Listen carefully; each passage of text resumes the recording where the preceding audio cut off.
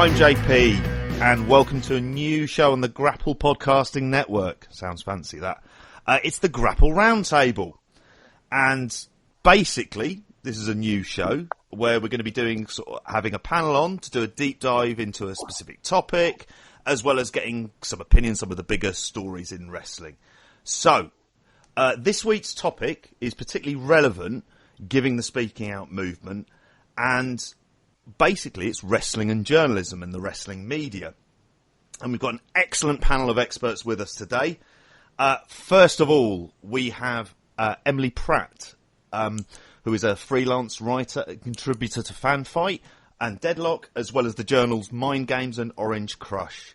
Emily, how are you today? I'm great. Thanks for having me on the show.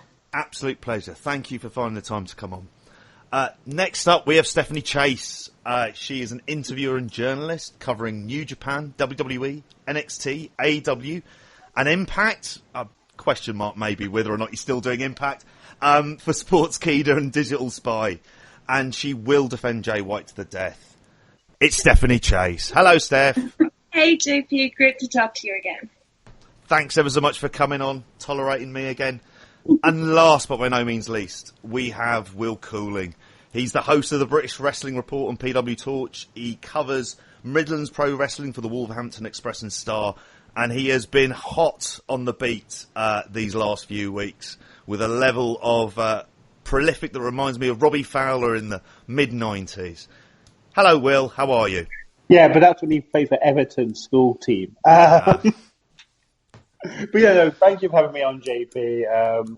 Yeah, it's been an interesting few weeks. As I said, I technically cover Midlands Pro Wrestling. I'm not sure there's any left. I actually was in a meeting with the West Midlands TUC earlier today to talk about what the workers can do for pro wrestlers, and it's all very unclear at the moment. Oh, big stuff. So first of all, let's get started. Let's get straight into it. Emily, go straight into no pressure. Emily, start at the 10. Yeah, exactly. Going to turn this into Jeopardy at some point as well. How do you think, from what you may well have read or heard, how do you think the coverage of speaking out has been? I think it's been a mixed bag. I think it, like, how the quality of the coverage, it doesn't correlate with, like, people being professional journalists or people being, like, hobbyists or kind of, like, having started their own blog and working on building it and stuff, which is interesting. I think we've seen some good, like, responsible reporting of really gathering, like, all the facts and presenting them in a responsible way, and some people doing some quality, like, analysis about, like, would this be different if there was a union or kind of other options. And then there's been some irresponsible reporting, like, they were recording it. I'm not sure when this is coming out, but, like, the Wrestling Tomorrow. Observer, Wrestling Observer Radio just, like, had an episode where, like, Dave Meltzer completely, like, I almost could not even believe how much he, like, belittled the issues with Matt Riddle and Will Ospreay, like, on this episode, and I was just like, oh my god, I can't believe it. Like, this is the biggest name in this. So, yeah, it's been a mixed bag. I'm trying to, like, kind of, you know, when I see something really bad, I try to remember, like, okay, there are so many people who are handling this, and in a way where it's like they remember everybody involved is, like, a human being, and being good at wrestling or not good at wrestling doesn't determine your worth as a human being or as, like, somebody capable of, like, doing good or bad things. So yeah, that's overall my take is, like, it really a mixed bag, but, like, there is a fair amount of good stuff out there, I think. Steph, how have you found it? Because obviously you kind of deal much more in, I suppose, sort of the mainstream world of wrestling. One of the things I wanted to ask is, I mean, are you surprised by the relatively little amount of mainstream coverage? of what's happened? Do you think did it get lost in the shuffle amongst the stories involving sort of comedy and video games? I wouldn't really say I'm surprised at the lack of mainstream coverage, because wrestling getting any mainstream coverage isn't like that doesn't really happen.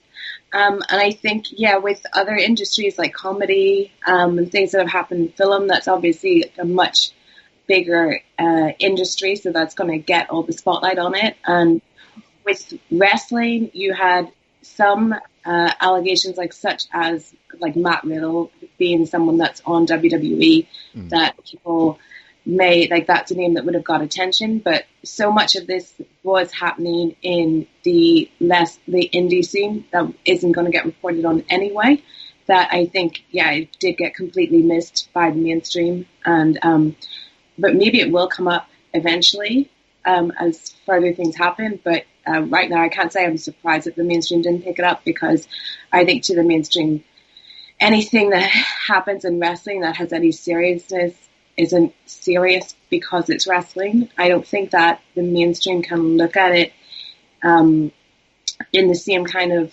objective way, because they just don't understand wrestling anyway. So it's kind of harder for them to see. The mainstream doesn't kind of get what a huge industry wrestling is beyond WWE. It doesn't get all the small promotions. It doesn't get everything that goes on that's not on television, and it doesn't get this whole idea of training schools and indie promotions and everything being connected, and how you can have this whole system of abuse that's being built into something, because they don't kind of see the structure of wrestling beyond what is on TV, WWE or AEW. Yeah, for a long time, for a lot of journalists, wrestling is WWE and WWE is wrestling. Will? Yeah, I mean, I think the other thing as well is it's a very difficult story to cover. So I've had a few conversations with mainstream outlets, because I'm happy to do things for American websites as a hobbyist, protected by the wonderful First Amendment. I don't really want to do it for a British outlet. The standards, the legal standards, are much higher, and you've had interest, particularly locally, and the issue has always been, I think, it's reporting restrictions. I did an article about Travis Banks, Millie McKenzie, for Pro Wrestling Torch, which I'd actually tried to be very careful not to cross the line where it becomes libelous, potentially libelous, I should say. And I thought I'd done it quite well. And actually, a journalist I spoke to for a mainstream outlet said, actually, there's 10 things you're doing in this article we would not be able to do. Not least of all, believe it or not, is mention Millie McKenzie. Because if she ever decided to bring it to court, she would have the right to insist on anonymity. You might say, she's talking about it in public, but until she waives it in court, she still has that right. So I think one of the issues you've had in Britain is actually there are quite severe barriers to actually get this stuff checked out legally before mainstream outlets can report on it. And it's kind of an unholy combination. You've got that kind of mixture of the legal, plus at the same time you've got the kind of press restrictions as well, which then kind of leads to really where we are now, Emily. I mean, in terms of wrestling media itself. I mean, it's not really set up to cover stories like this, is it? No. Yeah, no, it isn't. It's I mean, people generally get into doing media for wrestling because they like wrestling and not because they're really want to write about the real life aspects of it, unless it's being, I think everybody likes to hear backstage stories to some extent, but I think there's a lot of people who are just blogging about wrestling, and they feel that they should cover backstage rumors, quote unquote, and stuff like that. But then when it's there are actually, this is people's jobs and people's lives, and it's things that happen backstage or off screen, are not just tabloid rumors. Sorry, my phone. That's all right. Yeah, so I think that some people are probably finding they're not really equipped to deal with it personally, as well as like I know when I worked for UPROXX, which I did until recently, kind of anything serious, we had to go through that. That was like a larger website. We were like the wrestling section of a larger website that covered music and sports and stuff like that. And kind of anything serious, we would have to get sent through like another level of editorial and stuff. Just this is like an American website, so we didn't have the same situation as Will was talking about. But yeah, that's another issue also. Which I like. In our case, I think this was like, it is good to, if you're normally write about more lighthearted pop culture stuff, and then it's like, okay, we don't normally deal with this. Yeah, let's have more people check it out. I think that's like a good practice, but it is like, it is like, so many places in media, people are like already kind of just stretched their limit, and they like are not paid very well. So that's like, it's hard for people to kind of have the incentive to like, they really have to take it upon themselves to like usually put in the extra time, even if it's like at a professional outlet. And the thing you have to remember is they're discouraged from talking about difficult topics. I mean, we've got this for coronavirus, it'll be true for things about sexual assault. Advertisers don't want to see the advert next to a depressing, horrible story. And so you're an advertiser-funded website, there's a lot of pressure to not talk about this, just talk about the stuff that actually your WWE fans want to talk about. And I think that's one of the things you always have to, you can't overlook, like, to a certain extent, people get the media they deserve. And I think wrestling fans get the wrestling media they deserve. And I'll give you an example. I used to write for Slice of Sweat magazine. I don't think the former editor will mind me saying this. They had to have a WWE guy on the front cover. They tried to do the occasional veteran WCW guy. They tried to do the occasional UFC guy. They tried to do Impact. If they did not have a WWE guy on the front cover, people would not buy the magazine. Just based on the wrestler who was on the front cover. So there is also that pressure of, do you spend all this time, all this money, developing an article on this really difficult subject, when the people who are actually going to read your stuff are the people who are trolling victims in Twitter comments? The whole system is set up to actually not talk about these issues. Yeah, and it's funny. I mean, earlier on, Emily, you mentioned Dave Meltzer. I was kind of thinking and looking at, like, it's very odd because you look at the kind of different areas of journalism that exist. He's kind of doing, like, he's doing feature writing, he's doing news, he's doing reviews, he's doing columns, but he's also kind of doing investigative journalism. I say investigative in inverted quotes. I can't think of human beings who are kind of set up to do that. And, in your profession, Steph, like, are all of those skills, it's not feasible for you to be able to cover all of these things? No, and a rest section of somewhere would certainly not like have that many people on staff for people to take on all these different things. Like, it's hard enough to get the person to do WWE and to do wrestling itself is this business that like people on the outside don't understand, and people like have all these different thoughts of. And then when you look at how wrestling journalists, because the secrecy of wrestling have been traditionally treated, it's no wonder that wrestling journalism isn't that great, even if we did have like a mainstream backing. Because like, just to use like Dave as an example, obviously this has not been a good week to be. No. But if you look at the history of like Dave's writing and this whole idea of like dirt sheets and whatever, and how like the wrestling industry kind of looked at that to the point where it's like they didn't even want anyone reporting on wrestling. And even the fact that wrestling has a history of like the after mags of people actually selling magazines of these character stories is kind of bizarre when you think about it as well.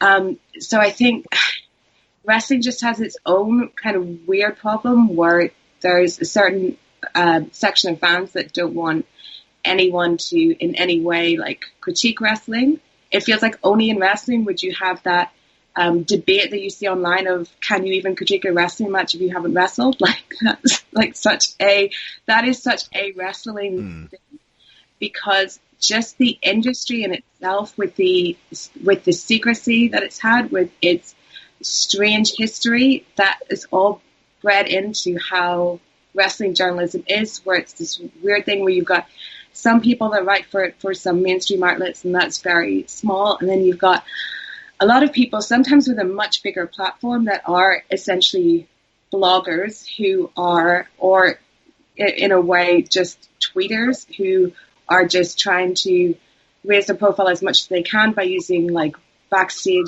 rumors, backstage this, like that kind of to like draw people in. So yeah, wrestling media in itself is as bizarre as the wrestling business. And I think anyone that's not connected to the wrestling business at all would be completely like, what the fuck about not just wrestling is and the wrestling business. Like I have subjected enough non-wrestling fans to wrestling podcasts when I've been in hotels with them, and they cannot believe that there is enough news in wrestling to like, for example, an Observer podcast every day. And I'm sitting telling them, like, if you think there's a lot going on in whatever you're into, you have no idea what wrestling is like. For someone with so much going on, there's just so little, like, proper way to get it out, it seems. Yeah. I mean, it's always seemed like it's reporting on the Wild West. Like, how do you do that? It's a lawless, unregulated industry. Will? Yeah, I agree with everything Steph said there. I think it's absolutely true. I just want to go back to that point you were making about Dave, JP, which is, it's not just that one person can't do this, it's that they shouldn't. This is not an attack on Dave. We'll unfortunately get to that later. But, like, that's the way he makes his money. That's the way, say, like, the editor of the website I do my podcast for, where Kayla makes his money. But in normal journalism, you wouldn't have your investigative reporter, your editor, your film critic, your lifestyle features interviewer be the same person, because they have different push-pull influences, incentives for their work. You wouldn't want your outspoken critic to be the person who's got to get interviews with your kind of performers, because if they're outspoken in their reviews, they're going to annoy the people they're trying to interview, or vice versa. They're going to pull punches on the reviews and then not out so they can get the interviews, et cetera, et cetera, et cetera. And I think you see this to a certain extent this year, which is, who are the people who have gotten the best scoops in wrestling this year? It's not a Dave Meltzer. It's probably somebody like Sean Ross Sapp, who, personally, nothing against the guy, I think pulls his punches quite badly against WWE, but because of that, he has better connections within WWE, because it is such a partisan, back outside type business. And so you get a story like this, someone like Dave, someone like Wade, anybody, they're not only are they trying to do all these various different things they've got to do, you then have the issue of region. Because one of the difficult things of speaking out is it a British story that went stateside? Is it an American story that went to Britain? It's somewhere in between. And so a lot of the time you're getting American journalists talk about a British aspects of the story, which they have to do because their American listeners or their British listeners want to hear them talk about it, but they don't actually understand the minutiae of the issue, because most British journalists wouldn't understand it either. And so it's just exposed how inadequate wrestling journalism is. And it's not the individual journalist's faults, it's that the system has created has basically set themselves up to fall. Speaking of Dave Meltzer, a very sort of breaking story for when we're recording was his thoughts on the Will Ospreay situation, and in particular some of the comparisons he made with that. Will, going to ask you, what did you make of it? Yeah, and I suppose, like, you know, I think I was one of the first people to bitch and moan about this on Twitter on the day of recording when I was listening to Wrestling Observer. And I want to just preface this, I do have, utmost respect for Dave. You know, he's obviously done this for a long time, and he is surprisingly helpful to journalists on the way up, in my experience. Obviously, maybe different for other people.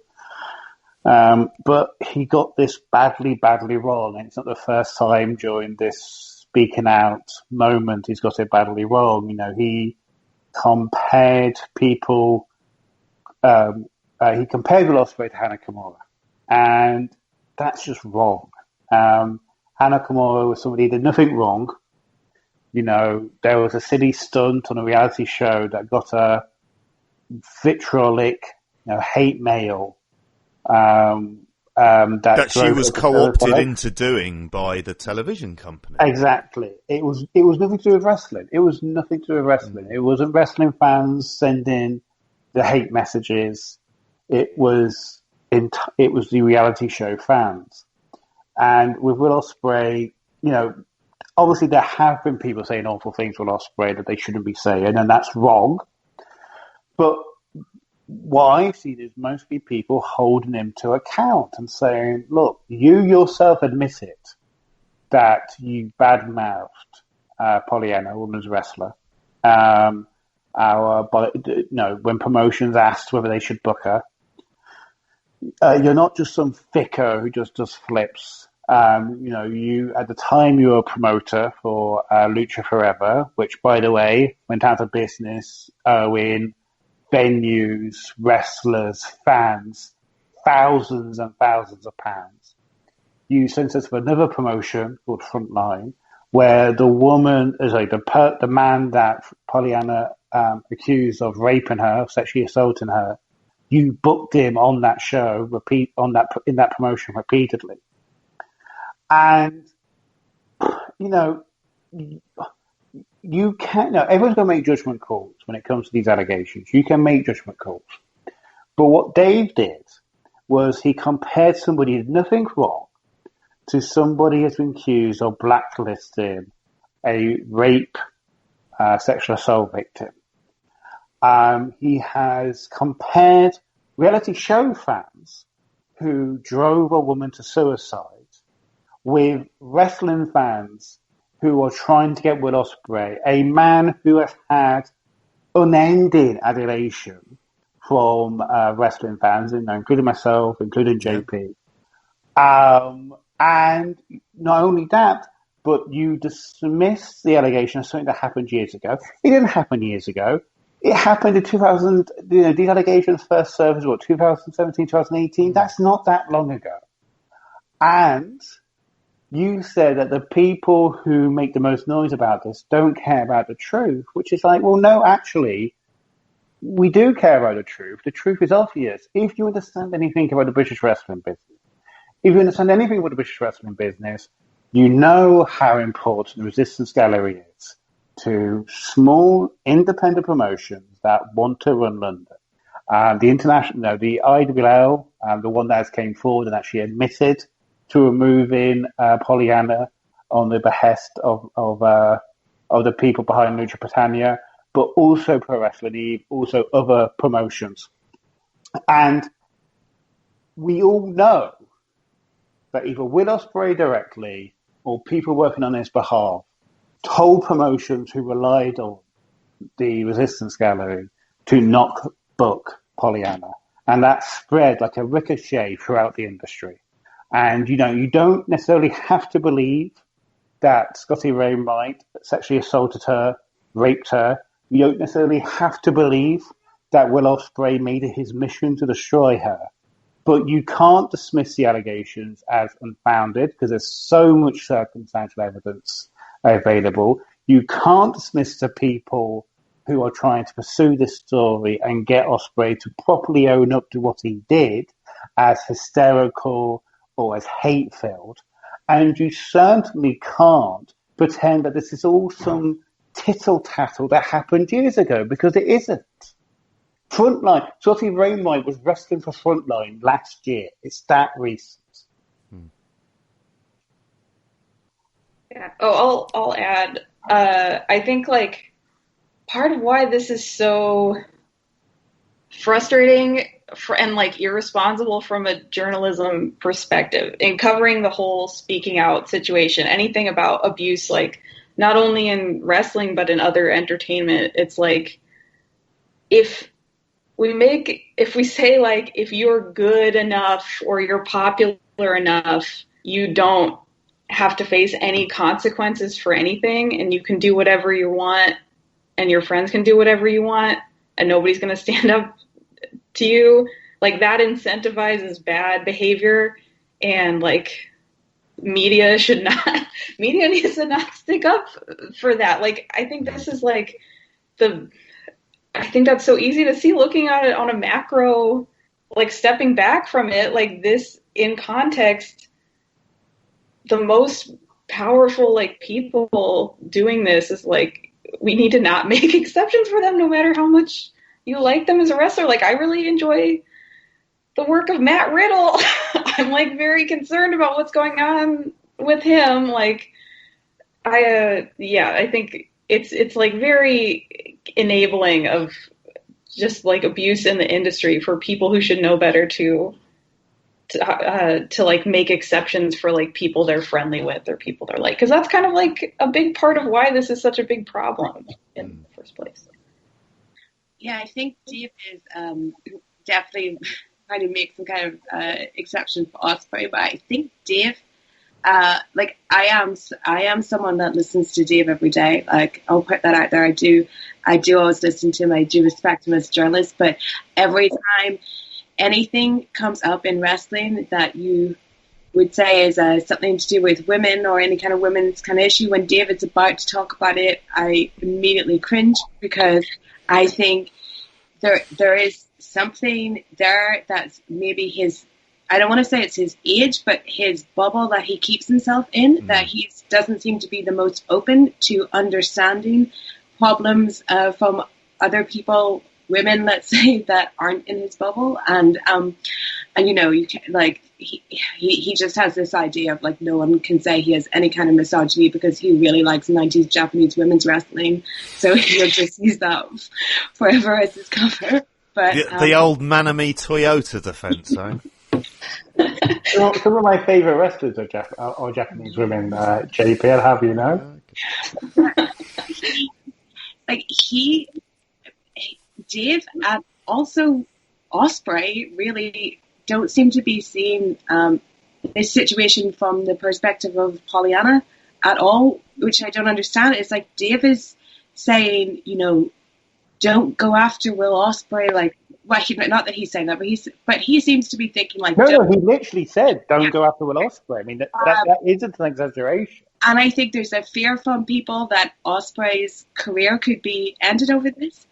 And anyone that's having this fear, and even Ospreay himself, doesn't seem to be showing any understanding or empathy towards what Pollyanna went through that might help them come to understand why it is an issue and why it is bad. I think Dave wants to see it, because there's not like a clear solution for it, okay? It's not like you can say he should definitely be fired for this. Like, no one seems to have a clear answer of what we should do with Will Ospreay, and I think Dave's comments made it seem like he thinks it's something that maybe on the level of like this Sammy Guevara incident, where like he made a mistake a couple of years ago and it's not on the same level as the other allegations we've seen, but the Ospreay one seems to be somewhere more in the middle, verging towards the harder end. Like it does seem he did blackball with someone and did really ruin their career,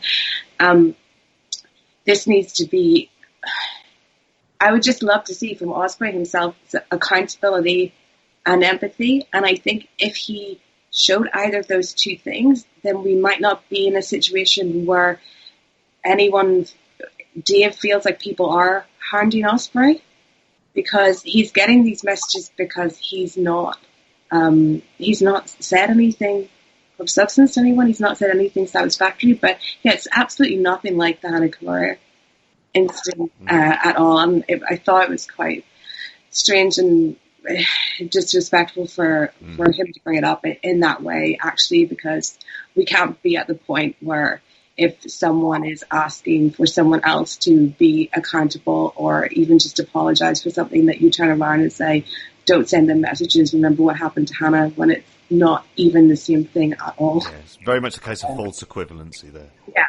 Okay, thank you very much. I think that comparison with Sammy Guevara is a really good comparison in terms of getting across what Dave was thinking. It is important to stress why it's different. No, what Sammy did was awful. It's right he was suspended. It's right he's gone through the sensitivity training.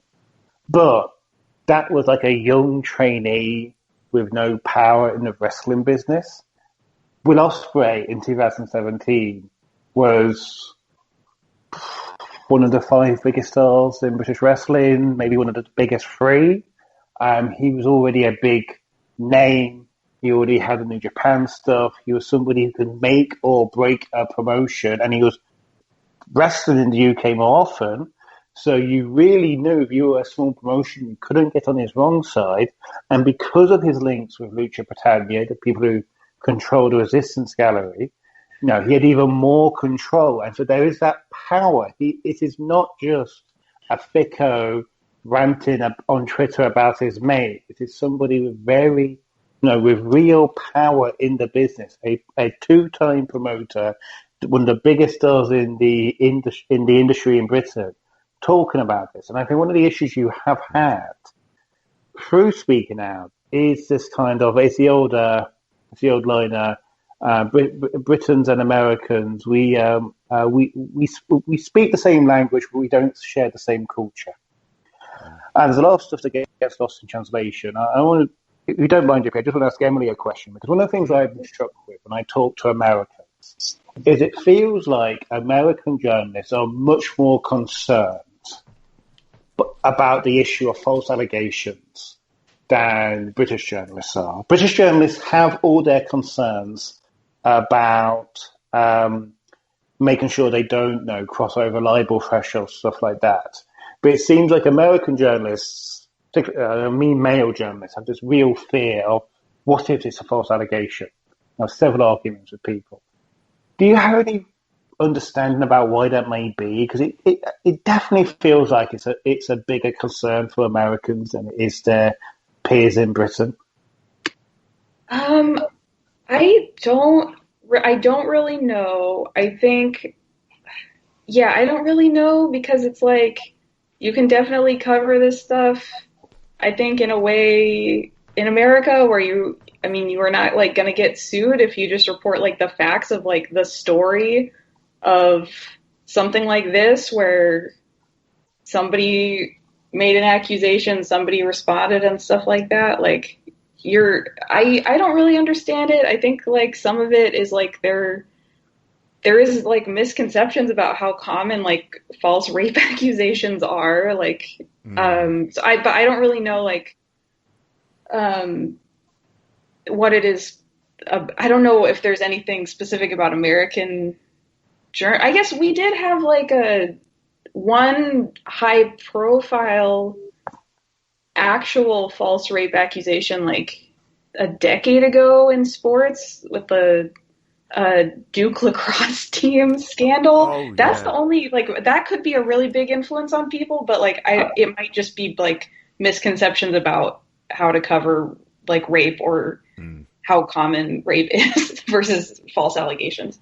If there's one thing I could also say as well, which is, and I understand why people get annoyed by this, but both for legal protection of the people writing it or hosting the articles or the podcasts, but also to prevent things like contempt of trial.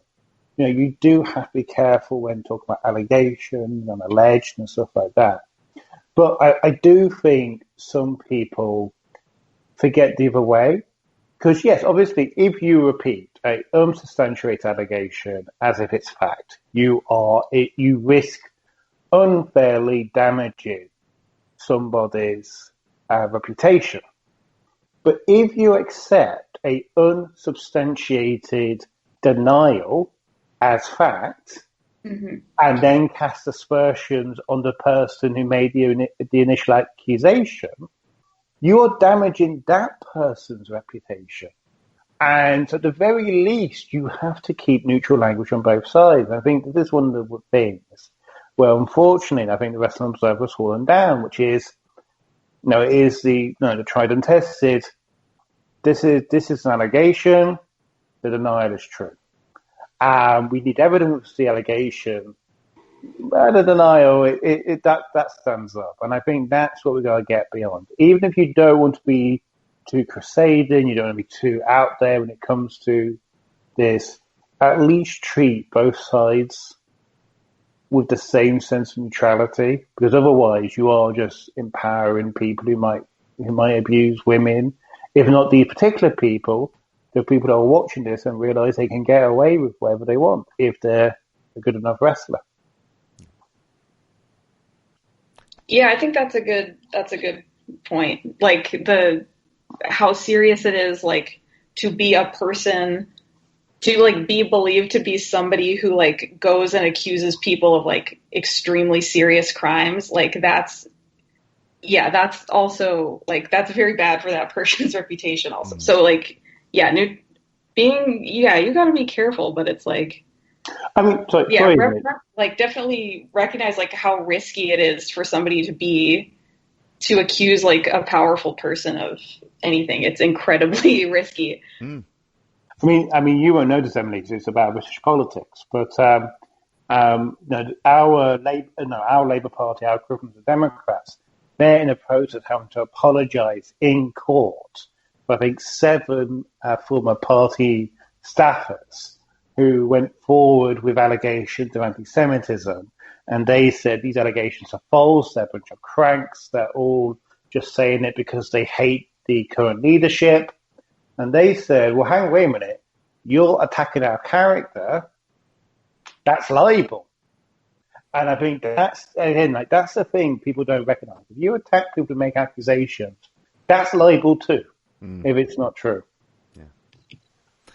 Dave, he would really have been better saying something completely different than what he said, because he literally sounded in his post like he was almost teasing that there was something that people didn't want to know, or like didn't know or didn't want to know. And it's like, okay, Dave, if you think like there's something that needs to be more investigated here, why don't you go for it instead of making a really cryptic comment at the end when you firstly like compared the Will situation to Hannah. It was just like a really bizarre, bad, kind of totally non-journalistic way to handle it at all.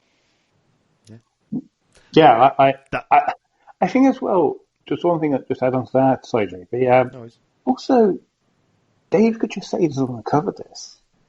Like, he has enough, if he's really that uncomfortable with it, if he just wants to do match reviews, if he just wants to do obituaries, if he just wants to talk about, the ups and downs of the ratings, he can just do that. Like, there is something to knowing your own limits and knowing what you can and can't cover. But yeah, no. Again, like I'm a huge fan of Dave Meltzer, but this was a bad misstep. I know, Emily, for you cover a number of promotions, don't you? All non-WWE, would that be correct? Yeah, I kind of, like, when I started writing for UPROXX, like, everybody was, people were already doing all the WWE and Impact, and I watched New Japan, so... You dodged a bullet, basically, didn't you? I did. I am glad with what I ended up with. So I kind of, like, because that was what people were not pitching already, I kind of made it a habit to look at, like, stories out beyond WWE, because that was just what made sense for me to do. Yeah, that is true. And did you find when you were dealing with these promotions, in order to kind of cover various features that you would be writing, that it is the problem of kind of how wrestling itself is structured in terms of being able to kind of get access. You know, did you find I'm imagining like all of you would have had those various points of thinking, how the hell do you cover this business? It's decided almost that it's intrinsically set up not to be covered in any kind of serious way. Yeah, I guess it is interesting. You have to have kind of like even trying to contact like a wrestler or wrestling promotion, it's sometimes easier. Sometimes you can just go through their contact information, but sometimes it's better to like ask your friend who knows somebody who works there and is like, will they really answer this? Or can you give me some other contact information?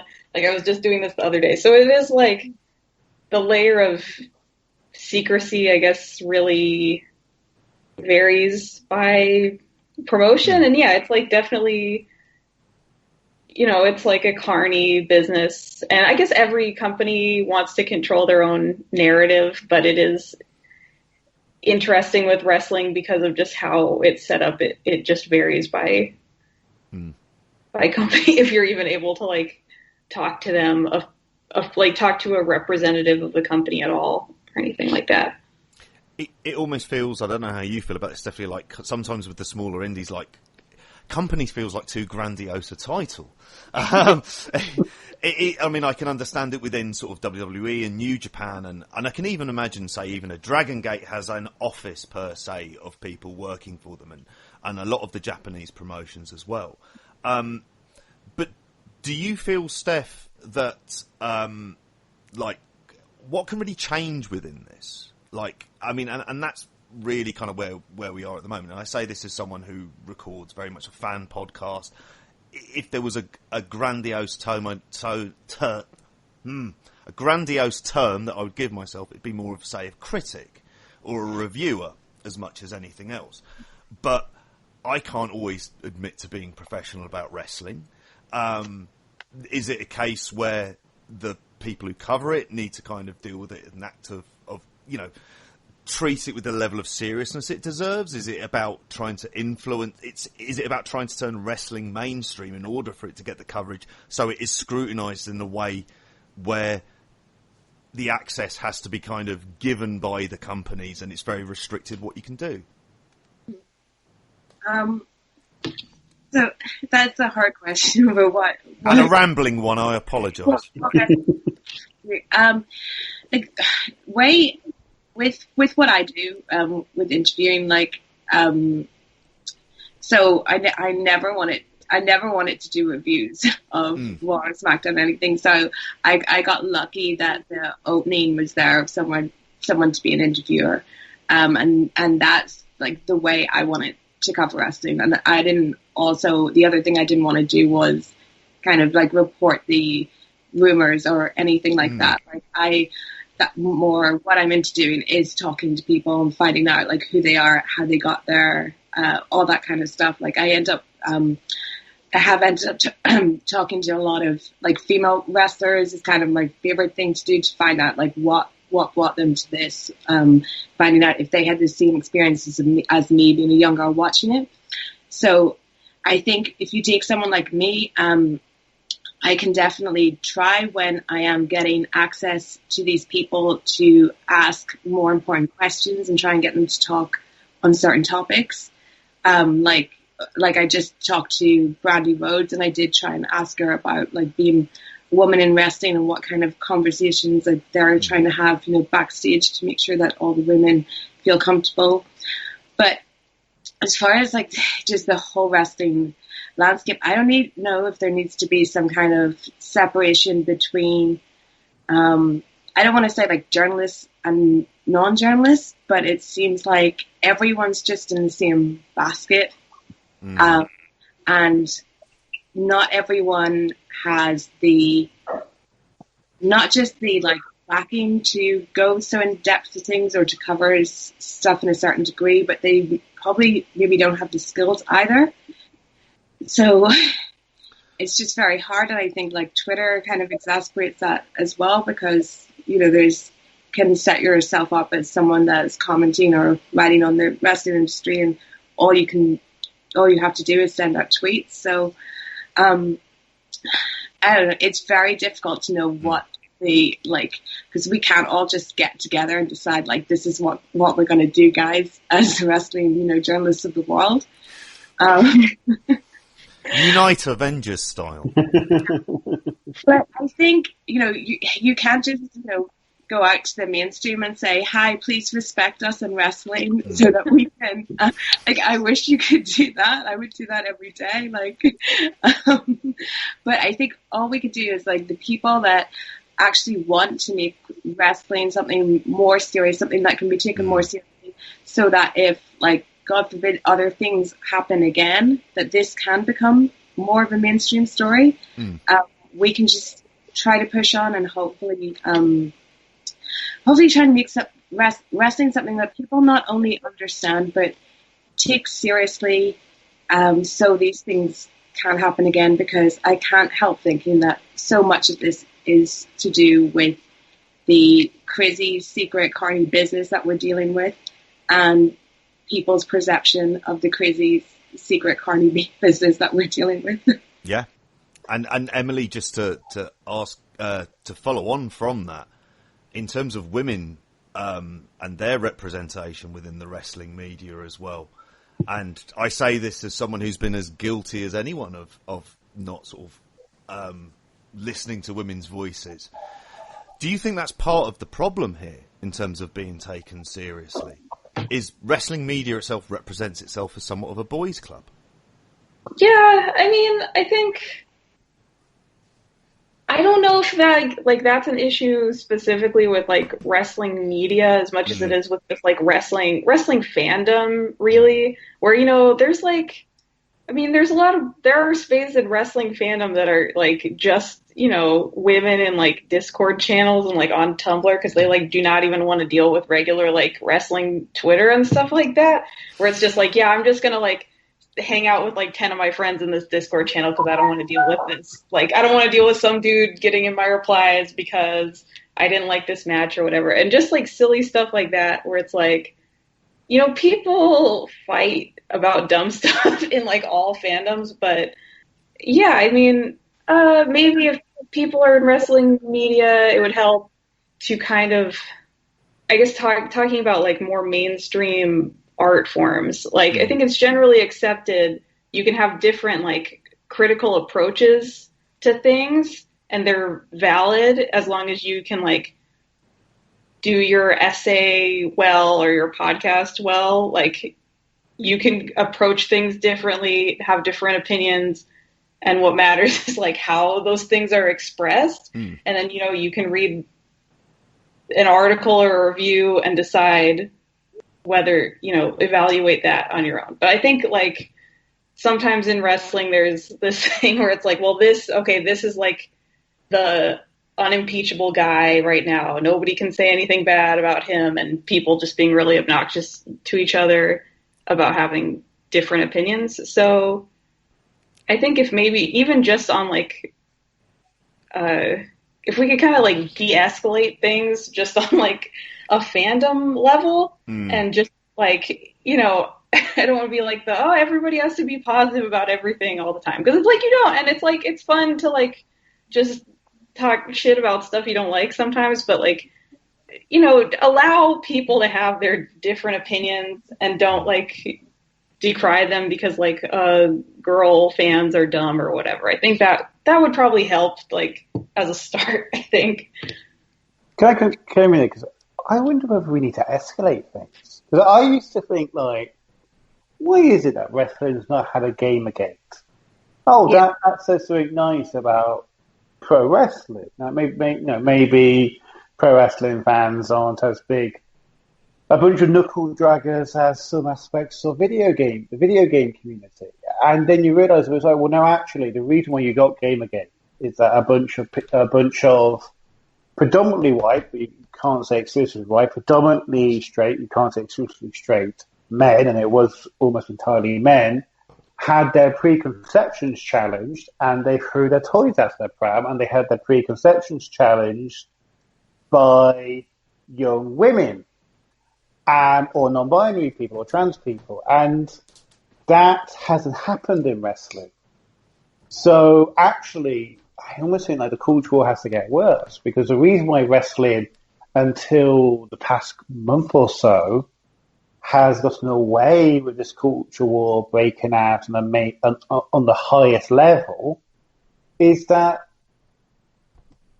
other voices haven't been heard. I mean, at the end of the day, God bless Dave, Wade. These are guys who made their names in the 80s. Can you think of another sport, another art form that where the leading journalists are hangovers from the 80s? That's just not the way the world works. Like, in most forms of journalism, they're trying to kick out the people that made their names in the 10s, let alone the 90s, let alone the 90s, let alone the 80s. I mean, literally, Dave Meltzer's first reportage was being done in the 70s, for crying out loud. In terms of this issue of women's representation, it is key. It is key to why this issue and other issues haven't been covered properly. The old feminist line, if you're not at the table, you're on the menu. And obviously some of that is overt sexism. I'm sure, I don't know if you remember this, Steph, but I'm sure JP will. When you had the first women presenter at Match of the Day, in terms of a woman football commentator, you had overt sexism because some men did not want a woman talking about football on their TV. But there's also structural issues. And I think one of the things wrestling media really does struggle with is lack of formal editors.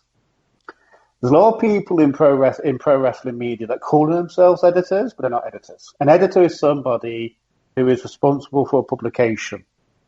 He is going out there, or she is going out there all day to find talent, to hone talent. And I've done it. I used to do it for a MMA website a couple of years, Fox Sports affiliate. And, it's back-breaking work, particularly if you're dealing with raw talent. But that work will create new people. And I know the people who did it for me made me a better journalist.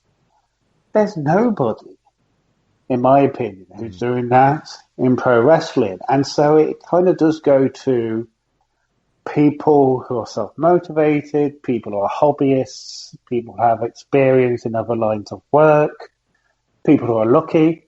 I'd count myself as one of the people who has been lucky to break into a system that doesn't have that systemized. We are looking for talent.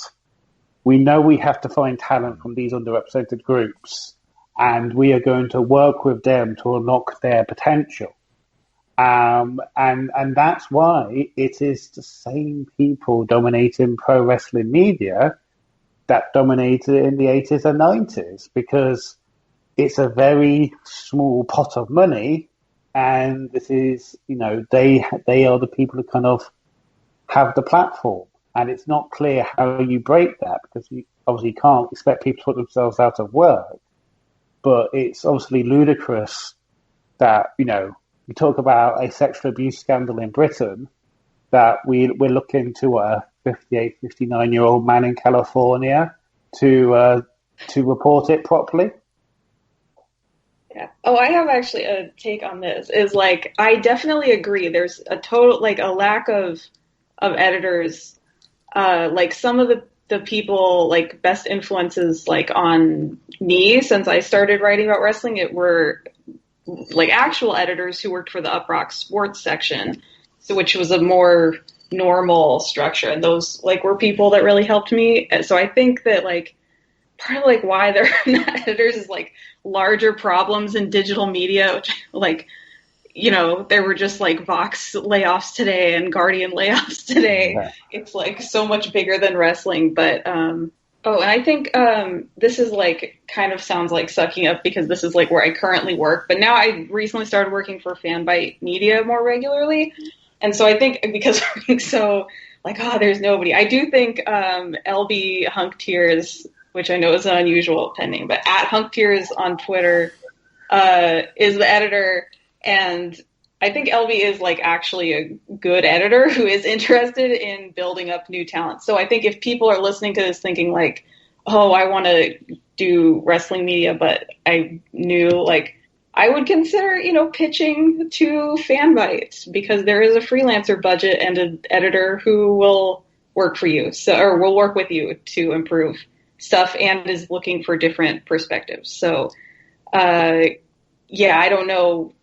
There might be other websites too, but just in my personal experience, that's something that was appealing to me about working with FanFyte. So that's a message to all any bloggers out there who want to write about wrestling.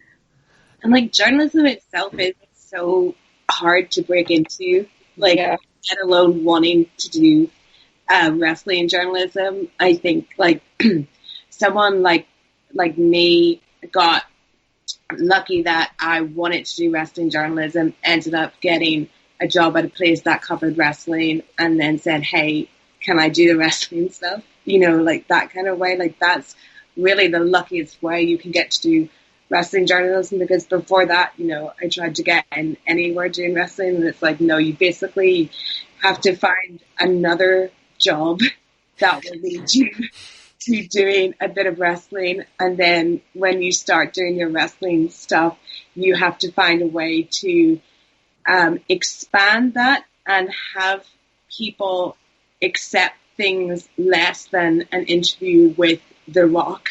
Because it's like when you're trying to like build on wrestling and stuff, and you're going to say like, oh, I can get an interview with this really great wrestler. Well, if the person like other people working there, if their knowledge of who a wrestler is The Rock or Hulk Hogan, and it's not one of those two, it can become like very tricky and a constant like. I even feel not with what I'm doing now, but even just kind of existing in this wrestling journalism bubble and getting to do what I like want and getting people to actually read my stuff, all that kind of stuff. I do feel like every day can just feel like a fight, like a battle to the where you can get to the point of going, wouldn't it be so nice to like do something easy where you like don't actually care? You like when I've worked in newspapers and stuff like that, where people just come in and they write their stuff that day and then they just like go home and they don't even think about it. Sometimes I'm like, it would sound really nice because I'm sitting here agonizing like over trying to write up something that I'm not even sure enough people will even read. To continue doing it. So, yeah, like wrestling journalists struggle, but I think journalism in general struggle. Like the whole system, I don't know what it's like in America, but in the UK, it's definitely still like a very middle class thing where to get into it, you basically need to have to do work experience. So you need to be able to afford to do work experience. System is pretty tough as far as bringing in new voices and more diverse voices and everything like that. Yeah. Sorry, Emily. Can I just go in very quickly though?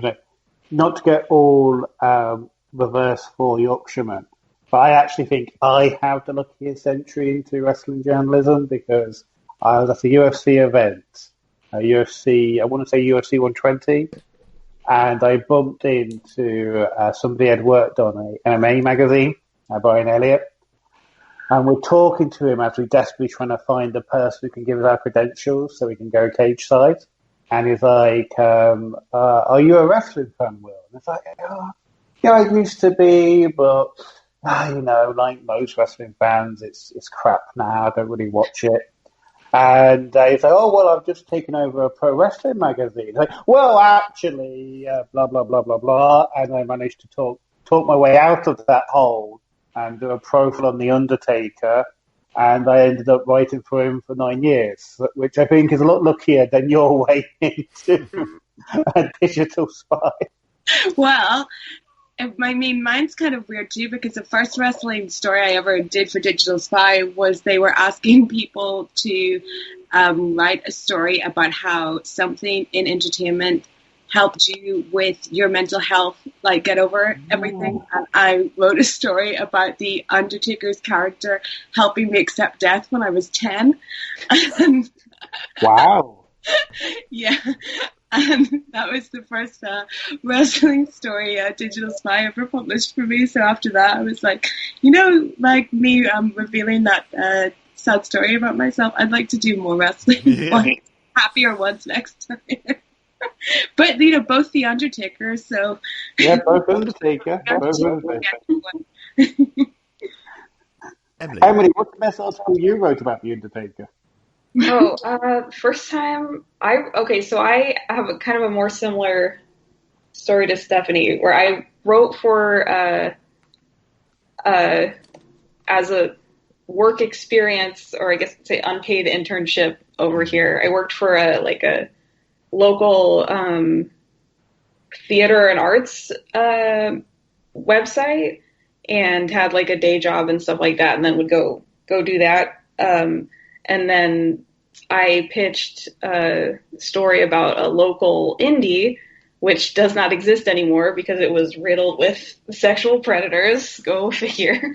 And then I used that as a writing sample when I got in touch with UPROXX people completely by coincidence after I moved to California. So it was and that was just I mentioned I had written about wrestling, and then it led to me working there, also unpaid at first for a month, and then, slowly getting to do more and more stuff. So, the way in is very weird and difficult. I mean, that is one of the things that is overlooked, and it's one of the things I have to push back on people sometimes. It's and I don't begrudge First and Torch, because I think it allows me to come and go as I please. I've got a full-time job, but I'd written for a magazine for 10 years. I'd written for websites 10 years before that.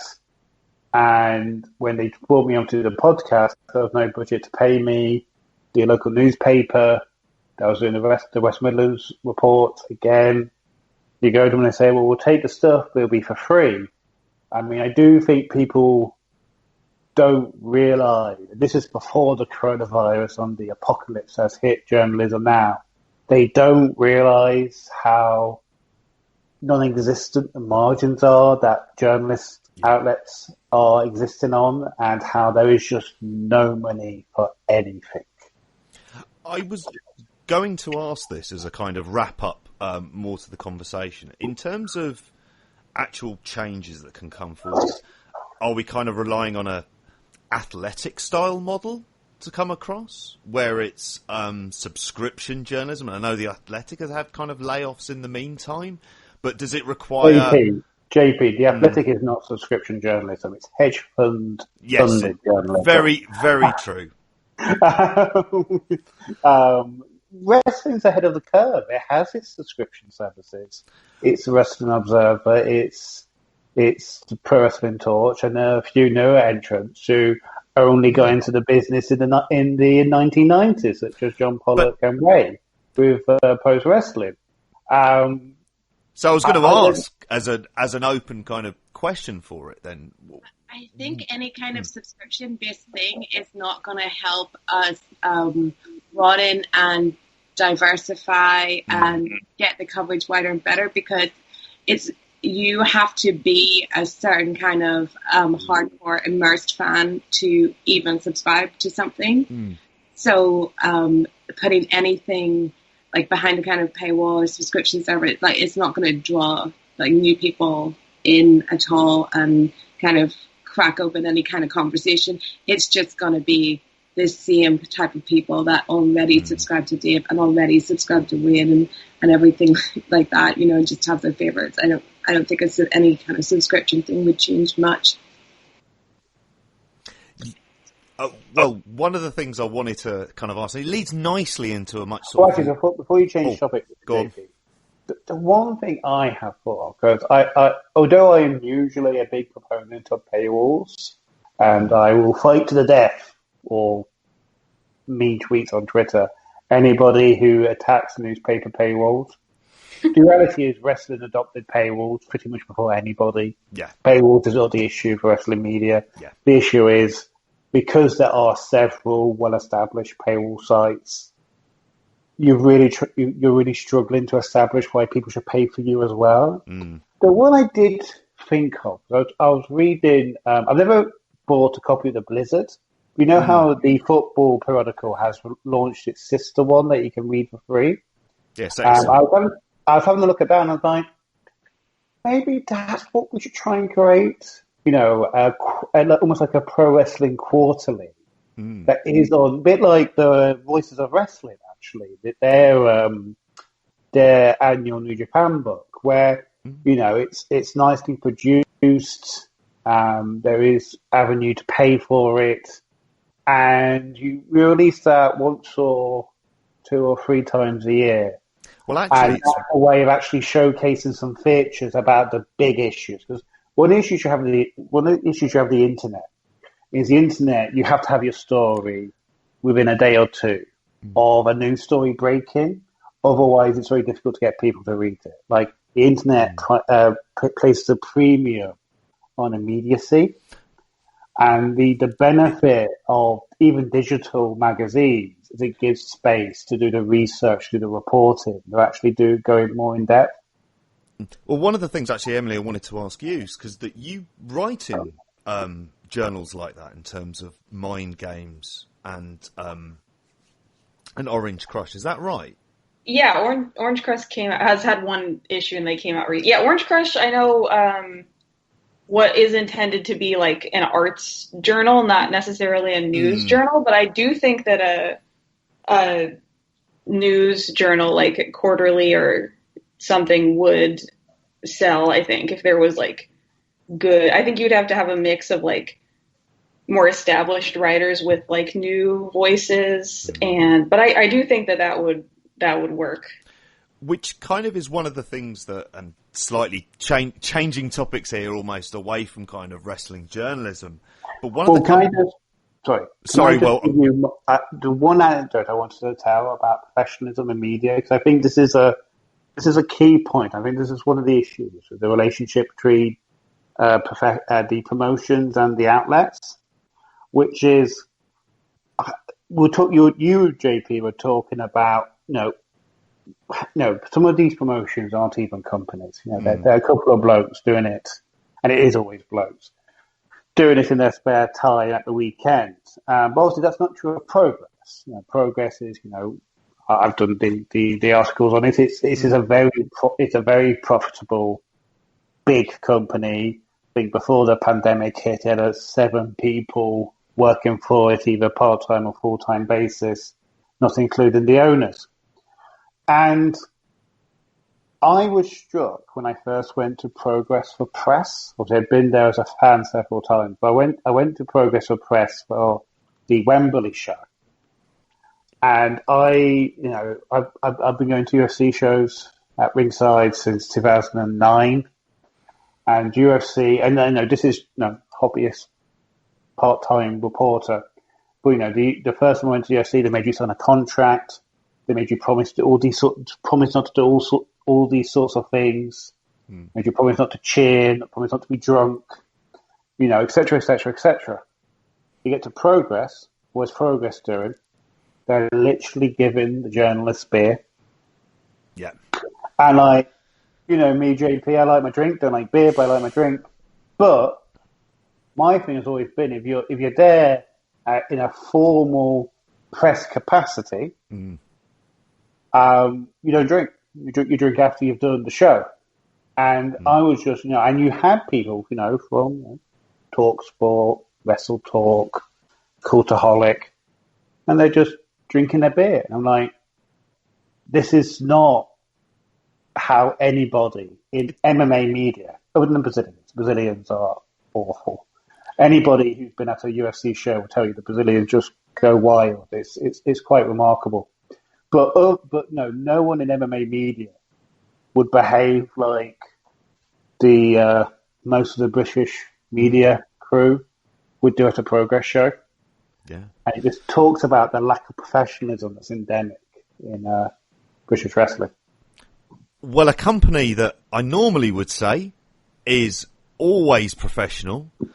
But this last weekend, I started to ask some very serious questions, and I wanted to kind of cover something a bit more fun and light that on a regular week would probably send me somewhat insane. And we have a couple of sort of big New Japan fans, which is always interesting as a company that I think has done a lot more to kind of grow and cultivate its fan base a lot better than we ever kind of really appreciate. But I want to ask, and I'll ask you first, Emily, is everything evil or is everything just shit? No, everything is evil. Come on. No, I read your take on this, and I won't lie. I had a thought. I know I was more positive about the evil turn than a lot of people, although I didn't really care for his matches last weekend, but I did like a lot of his New Japan Cup matches. But I don't know, I'm pro the evil turn because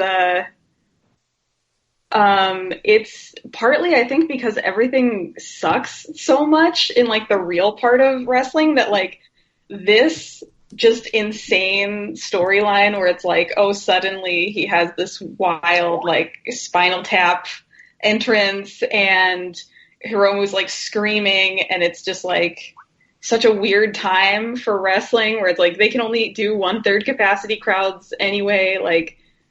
I don't know. I'm here for it. I'm here for just Dick Togo is here.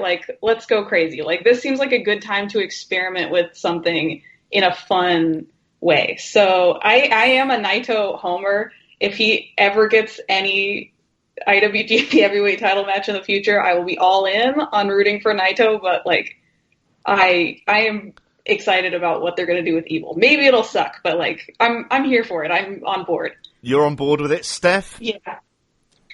I loved it as well.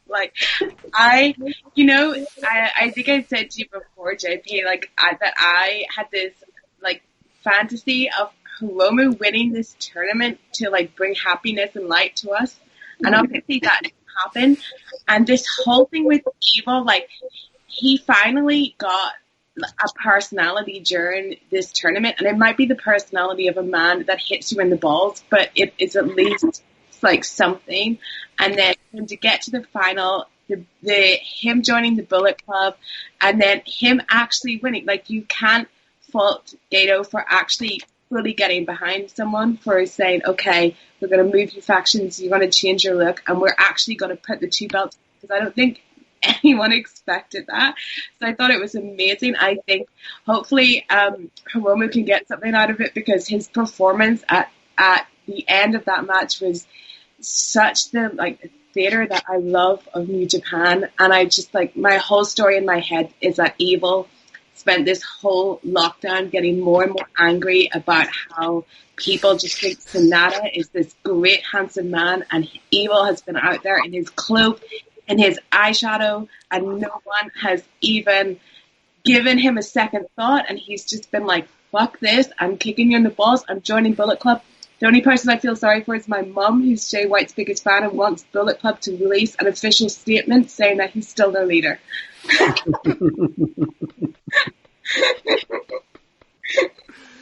I honestly don't know. We got two here in love with Evil for this. Jay White, we're going to leave off for this one. That's a whole other kettle of fish.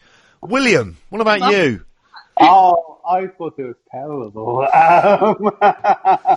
I feel bad for thinking that now. Match. I say that it wasn't a good match technically, no. But it was a spectacle. I think the thing is, the thing with New Japan is you always have to think it is not primarily designed for you.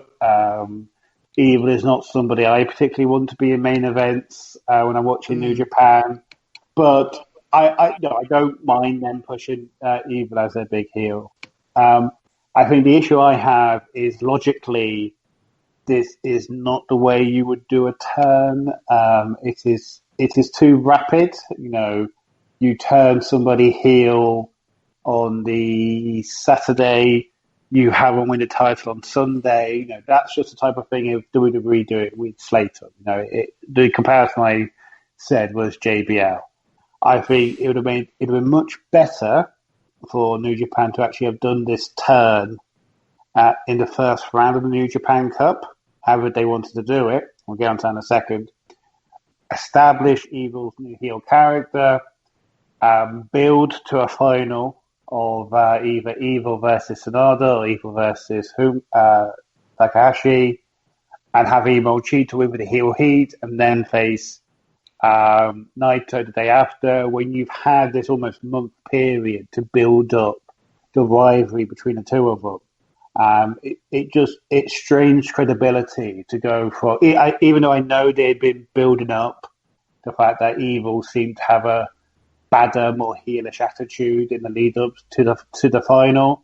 It does strain credibility to, on the Friday, Evil was, in LAJ, they were all best mates, and then on the Sunday, they're grudge enemies. In addition to that, I thought the outfit was bad. It was really bad. The waistband with tight black tights does not go. It looks. I'm not saying this in a negative way. If you want to be Bender from Futurama, go for it. But it does look like a ballerina costume. It was more Awesome Kong, I thought, than anything else. But Awesome Kong did not wear tights for the reason it doesn't work. I've seen plenty of people wear those waistbands. They're really cool, but they're meant to be like warrior outfits, so you don't usually have tights on underneath, and it just didn't work. I also think the tights, because they're black tights, slim thighs. Unfortunately, they don't slim mine. Maybe they do, and they're just huge. But it just didn't suit him. And that is part of the issue. When you turn somebody heel the day before the biggest match in their career, you don't give yourself any time to fine-tune how you're going to present them on their coming out party. And then finally, fuck off with the Bullet Club. I'm not as anti-Bullet Club as some people who watch New Japan are. I think there's a bit of gatekeeping coming on, the bit of New Japan that Americans like, we must hate. But the brilliance of the Bullet Club was the idea of, this is the foreign faction. So it would make perfect sense for them to just not be around during this period where New Japan can't get any foreigners in. And I think New Japan would have been much wiser to stand in solidarity with Steph's mum, to just let the Bullet Club stay in the sidelines until you can get the Tongans and Jay White and Kenta back into Japan. And then, just have Evil, Dick Togo, Ishimori, and somebody else. I want to say Show, which is a very controversial opinion. Just form some new heel faction. Like New Japan, you don't just have to have the same factions you had in 2013. You can create new ones. And then fourthly, it is starting to feel like Gedo, obviously when he kind of put the title on Okada when nobody ever saw it coming. That was such a ballsy call. Everybody said he was crazy, and it more than paid off. It was an ingenious call that has paid so much dividends, not just in Hans Okada's career, but also in Hans Tanahashi's. And then obviously he did the same thing with AJ Styles, who was a very low ebb in his career when he came to New Japan. They did the same thing. It does feel like he has fallen out of love with that as a tactic, and he just wants to keep doing it and doing it and doing it without realizing he was dealing with very unique talents. Like having stood with solidarity with Steph's mum, I am now not going to stand in solidarity with Steph's mum, but in the sense of I always thought Jay White was hurt by being rushed into the IWGP title scene. I think he was pushed beyond his level, and that hurt him. Maybe the IC belt first would have been the way. I would have said never. I think never would have been a brilliant medal for Jay White when he first got that IWGP title. And I feared the same thing for Evil. And then fifthly, it just talks to the incoherence of the New Japan product, because it's like, I'm looking at this storyline and I'm like, so okay, are the Bullet Club feuding with LIJ, or are they feuding with Okada and Chaos? And there's always been the problem with this post King of Pro Wrestling 2018 iteration of the Bullet Club, which is you have the stuff the Bullet Club is doing, and then you have Gedo being a dick to Okada. And for the same reason I said about why the Bullet Club shouldn't really be part of New Japan at the moment, Gedo has no place in the Bullet Club. He shouldn't be a part of it. It's completely it is like Vince McMahon being part of the NWO. It completely goes against the point of the gimmick. But also, he is such a hard on for this rivalry with Okada. It always mixes the message. So Evil champion wouldn't be what I would do, but it's a reasonable idea. Dick Togo as his henchman, get in. That's cool. But not this way. This is just a mediocre idea done in the worst possible way. Well, I mean, Emily, do you feel that this is... I mean, ultimately, is this just a stopgap? If the Dome goes ahead, is the biggest match they have Naito Okada again for a, fourth? No, it would be a fourth time in the Dome. Is that the match you go to? Therefore, is Evil just a stopgap in order to get Evil to a level so he's maybe challenging possibly more around Intercontinental? Gosh, I don't know. I guess I haven't thought about, what are they going to do for the Dome this year? Because my big theory before this was that they were going to do, Naito was going to lose to Ibushi, and that would, crown him. But that was also kind of what I wanted to happen, but I was like, this is plausible. But I don't even know, are they even going to do, can they even do the Tokyo Dome? I haven't thought ahead that far, but, I feel like maybe the plan is to put it on a more established guy for the Dome. I think that seems pretty plausible, whether that's Naito Okada again, or maybe, I don't know, they were hinting at Naito Tanahashi for a while. They could do that. There are a few other options. I can't even think of, what are they going to do for Wrestle Kingdom? Because the world is too crazy. my working theory has been, after this is my best case scenario as somebody who's a Naito stan, and I will still say, which the Match of the Month podcast on this here network agreed with me after they rewatched the matches, that the Naito Okada match was much better than the Okada Ibushi match, which I thought was highly overrated. A good match, but highly overrated. But my hope is you get Naito Evil, and obviously we all know Naito hates the IC title, and so Naito refuses to challenge for the IC title because he never wanted it in the first place.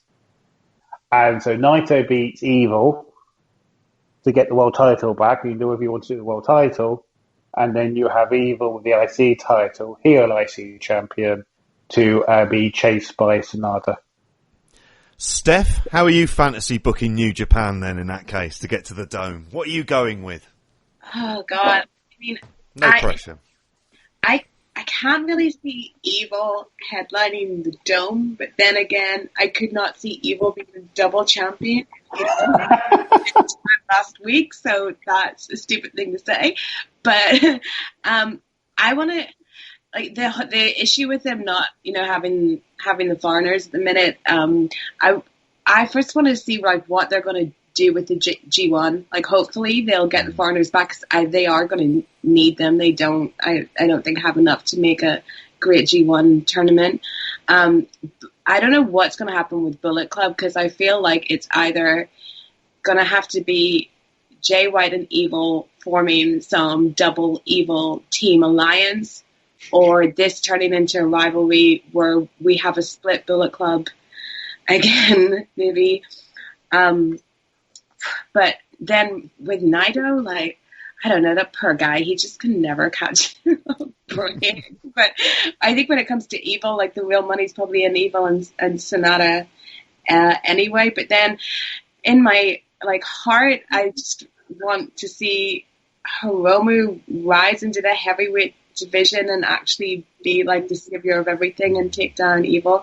That's why I kind of thought that when the match with Evil was made for both championships, when Hiromu said, like, you can put one or both on the line, I don't mind. In my head, I was thinking, but just put the Intercontinental title on the line, because then Hiromu could, like, feasibly win that, and it'd be awesome. But now he's put them both on the line. It's like, well, they're not going to give Hiromu both belts unless Gato is just fucking with all of us, and this is just going to be like a merry-go-round of belt changes till we get to the dome.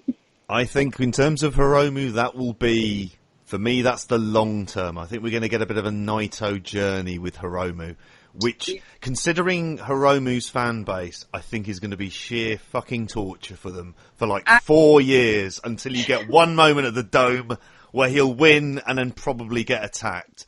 I would storyline where Naito is like so depressed over what's happened, and Hiromu is more that kind of like angry sad, like we got to go fight this, and Naito's like, no, I just want to, like, I'll just not fight anyone, go in the card because I can't bring myself to do like the main match, and Hiromu's just out there like taking them all on, like taking on Evil, taking on every member of Bullet Club, and he's just like rises to the top. And you've got to say, like, I can't remember who was saying this. It may have been Sarah Farrell. But, like, Hiromu must be in the running for Wrestler of the Year based on his performances, which is remarkable when you think of what he's came back from. And actually, the match that most impresses me, completely blanked on the guy's name now, the opening match he had against the guy who broke his neck. Honma. I completely blanked on his name. Like, I used to love Honma. I remember I was in Trinidad, I was in the Caribbean watching like a Honma match on my tablet when I was meant to be on the beach because the latest New Japan show had dropped. And Honma is obviously a shadow of his former self, but Hiromu got a real match out of him because he's just that on fire at the moment. And it's incredible. People thought he was going to be like Honma when he came back, that he'd be somebody who just wouldn't be able to work at anywhere near the level he used to be able to, and he's came back better than ever. Emily, you've written several pieces covering sort of Dominion and the New Japan Cup. Just as we're kind of wrapping things up, Hiromu, is that where you go to long term? Is he effectively... I mean, for me, he seems like he could easily be the face of New Japan for a few years. Oh, for sure. But then I had the same reaction as when they made the match for both titles. I was like, I wanted it so badly to be just for Intercontinental because it would seem possible. But yeah, I think he could definitely be the face of the company going forward, or they could just try and have him be like the face of the junior division, and they could see him as like, I don't know, because of his like having Liger's last match and stuff like that, they could have a more long-term plan for him with the juniors. But yeah, I mean, how old is he? He's 30. They tend to kind of like build up a lot of their kind of home guys kind of slowly. So I think it will be a journey of a couple of years before he's like a real face of the company guy. Can I just go in as well? One of the things I think New Japan doesn't get enough credit for is how they build characters with like the non-straight man's gaze in mind. Like WWE has a lot of attractive men. I mean, believe me, I've checked.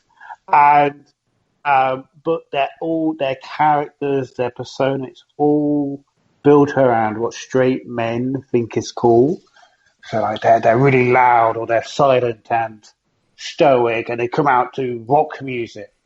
Whereas you look at New Japan, I think they're very good at building these different characters that they're pitched at a level with a subtlety that I just don't think WWE has. And I think Hiromu is the best example of that, because it's a bit on the nose. Like, he's this good-looking guy with the colourful clothes, who's an artist and loves cats.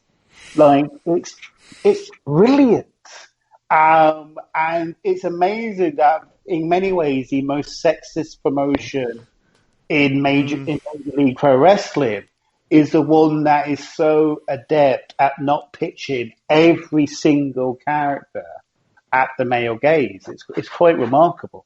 That's the thing, like how you described Hiromu, that's brilliant, because if someone, asked me to describe Roman Reigns, I don't think I'd have anything to say. Like that, there's no character there whatsoever. And big dog. Yeah, he's the big dog. But if you, where some people might look at Hiromu's character and just from looking at it be like, I don't get this is too wacky. But if you're following it, you're invested in his character because he's been able to put across to you what his actual character is, and everything about him. Even like the stuff he does on Instagram or YouTube or whatever, it's all part of what makes you fall in love and become so invested in Hiromu. And yeah, I would have a really hard time describing the actual characters of any WWE superstar right now. And that's kind of like, that's the most annoying thing right then. But New Japan does have a good way of just building up like actual characters. And yeah, they're not just the kind of what straight men would want a wrestler to be. On that note, that is a lovely way to wrap up this conversation, and it also guarantees, Steph, that we will be playing Hiromu's theme tune as a closer to this. It feels like it'd be rude not to do that, but I would really like to thank you all. It's been an absolutely fantastic and enlightening conversation. Emily, where can the good listeners find more of your work? And the good listeners can find my more of my work on fanbyte.com/pro wrestling and on deadlockpw.com. I do regular reviews of New Japan shows for Fanbyte and kind of just write about a variety of things for Deadlock. And you can find all of my work and just tweets on my Twitter account at Emily of Pratt. Steph, anything to plug? Any big interviews like Corey Graves and Carmella? Yeah, you can find me on Twitter at Stephanie M. Chase. As I said, I've got one with Brandy Rhodes that just went up, one with Bailey the day before that, and also my website stephaniechase.co.uk has like all my like favorite stuff, and on YouTube / Stephanie Chase Wrestling. William, last but by no means least, Yes. what have you got to plug? So obviously I'm on Pro Wrestling Torch for British Wrestling Report, which has, for reasons I'm not entirely sure, became an interview podcast. That was never the intention. We've had some really interesting discussions. What I'm trying to do is get out to the various different parts of these islands, both Great Britain and the island of Ireland. So, we've had Sarah Green from Scotland. We've had Claire Sims from my neck of the woods, Wolverhampton. Later in the week, so just after this comes out, we'll have Sarah Farrell to talk about Ireland. We also had, it's already up, is a interview with Big Wavy Roy Johnson about the role that race and racism plays in British wrestling. You can also find me on the It Could Be Said podcast. So just Google It Could Be Said Buzzsprout and you'll probably find it, which is a politics podcast, which I do with some friends from university. And I will give you one final plug, which is for my shoot job, I had the great pleasure of hosting Patrick Vernon, who is a civil rights campaigner and cultural historian, to talk about his campaign to make Windrush Day the anniversary of the arrival of HMS Windrush into the UK, carrying people from the Caribbean to settle in Great Britain, to make that a public holiday. We had that talk at the University of Wolverhampton, and that talk is actually available on our Quality and Diversity website as a podcast. Brilliant. And we will have links for all of this in the show notes. Thank you all so much. I'll speak to you all next time. Bye.